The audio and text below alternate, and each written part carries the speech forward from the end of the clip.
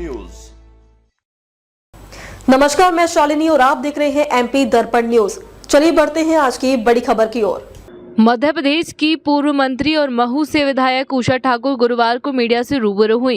इस दौरान उन्होंने कई समसामयिक और राजनीतिक मुद्दों पर अपनी प्रतिक्रिया दी। उन्होंने पश्चिम बंगाल के चुनावी परिदृश्य को लेकर कहा कि वहां की राजनीति में लगातार बदलाव देखने को मिल रहा है और जनता विकास के मुद्दों पर निर्णय ले रही है। वहीं अनुराग ठाकुर और हेमंत बिस्वा शर्मा के मांस मछली खाने के समर्थन वाले बयानों पर प्रतिक्रिया देते हुए उषा ठाकुर ने कहा कि भारतीय संस्कृति में खान पान को लेकर विविधता है, लेकिन इसे राजनीतिक मुद्दा बनाना उचित नहीं है। महू क्षेत्र में बढ़ रहे महिला अपराधों को लेकर उन्होंने चिंता जताई और कहा कि इस तरह की घटनाओं पर सख्ती से कार्रवाई होना जरूरी है। साथ ही उन्होंने पुलिस प्रशासन को निर्देशित करने और समाज में जागरूकता बढ़ाने पर भी जोर दिया ताकि महिलाओं की सुरक्षा सुनिश्चित की जा सके। कुल मिलाकर उन्होंने राजनीतिक, सामाजिक और सांस्कृतिक मुद्दों पर अपनी स्पष्ट राय रखते हुए सरकार और समाज दोनों की जिम्मेदारी तय करने की बात कही। देखिए, हमारी भारतीय जनता पार्टी तो महिलाओं से ही बहुत संवेदनशील। स्थानीय निकायों में 50%, संगठन में भी हमें 33% आरक्षण देकर सभी दायित्व दिए हैं और मुझे लगता है निगम मंडलों में भी 33% मिलेगा। इसी मुद्दे को लेकर कांग्रेस जो महिला प्रदेश अध्यक्ष है, उन्होंने तो मोदी जी का पुतला जलाने तक की बात कही है महिला आरक्षण को लेकर। तो कह रहे हैं अभी 543। देखिए, विपक्ष अपनी भूमिका निभाए। अब उनकी क्या पर उनकी जो सच्चाई है वो पूरे देश के लोगों के सामने आ रही है। अगर मगर किंतु परंतु लगा करके और महिला आरक्षण का विरोध करना, ये किसी भी प्रकार से इस देश की मातृशक्ति बर्दाश्त नहीं करेगी।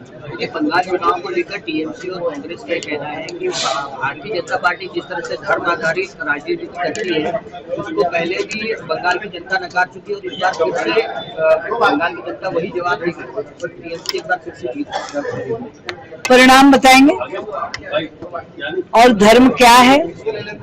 धर्म का आरोप लगाने से पहले धर्म की परिभाषा को समझा जाए।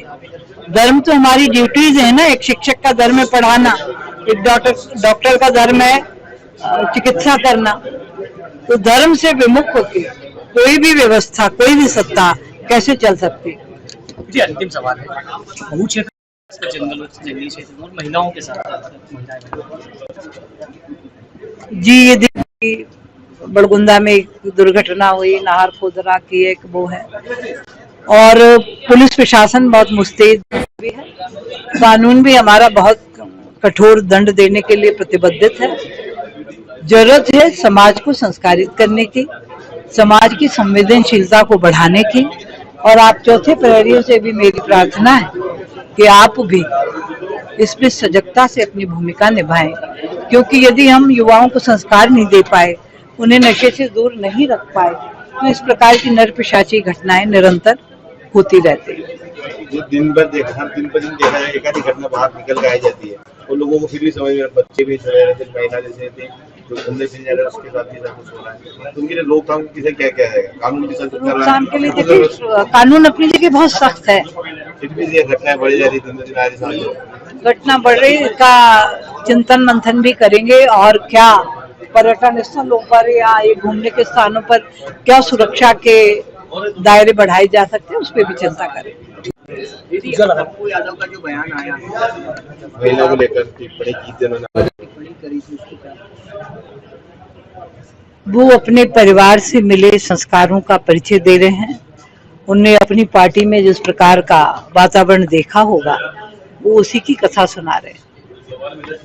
ऐसा एक नेता होकर इस तरह की टिप्पणी करना महिला को लेकर, तो इस तरह की भाषा को यूज करना कैसे देखते हैं? अब देखिए, व्यक्ति के संस्कार कहाँ जाएंगे? वो जिस वातावरण में पला बढ़ा होगा वो कहाँ जाएगा? वो तो सब उसके व्यक्तित्व में दिखेगा ही, जहाँ भी जाए। दादा, उनकी जो पार्टी है उनकी तरफ से कोई इस तरह का बयान नहीं है कि उनकी पार्टी को भी संज्ञान में लेना चाहिए। पश्चिम बंगाल में चुनाव चल, ये पूरे देश को देखना और वहाँ के मतदाताओं को समझना चाहिए। देश में विचारधारा विशेष का काम करने पर इस प्रकार की प्रताड़ना देना, क्या ये संवैधानिक दायरे में है? और इस जो दुर्व्यवस्था से मुक्ति बंगाल चाहता है, आम आदमी का दर्द आप समझ लीजिए।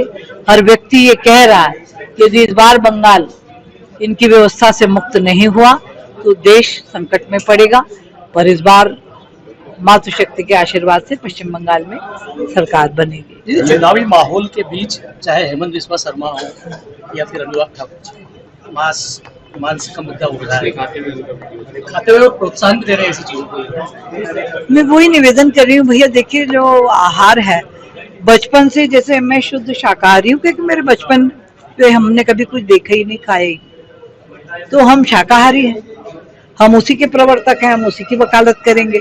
पर जिनके घर में बचपन से निरामिष शायद मांसाहार का प्रचलन होगा वो भोजन में उसी को चुनते हैं।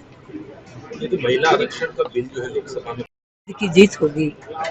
बंगाल क्रांतिकारियों की भूमि है, बलिदानियों की भूमि है और सुभाष की वो पावन भूमि। सुभाष तो कटक के थे, बंगाल के हमारे चित्तरंजन दास जी और महान बलिदानी सारे के सारे, उन सब की आत्माओं के आशीर्वाद से इस बार राष्ट्रीयता का परचम वहां फहराएगा। वोटिंग के दौरान ऐसे वीडियो भी सामने आ रहा है जब आप बीजेपी कैंडिडेट। खबरों में अब तक के लिए बस इतना ही, फिर होगी आपसे मुलाकात। तब तक के लिए नमस्कार और देखते रहिए एमपी दर्पण न्यूज। ऐसे ही लेटेस्ट अपडेट पाने के लिए हमारे चैनल को लाइक करें। अगर आप हमें फेसबुक, ट्विटर, इंस्टाग्राम के माध्यम से देख रहे हैं तो हमारे चैनल को फॉलो, कमेंट करना न भूलें। धन्यवाद।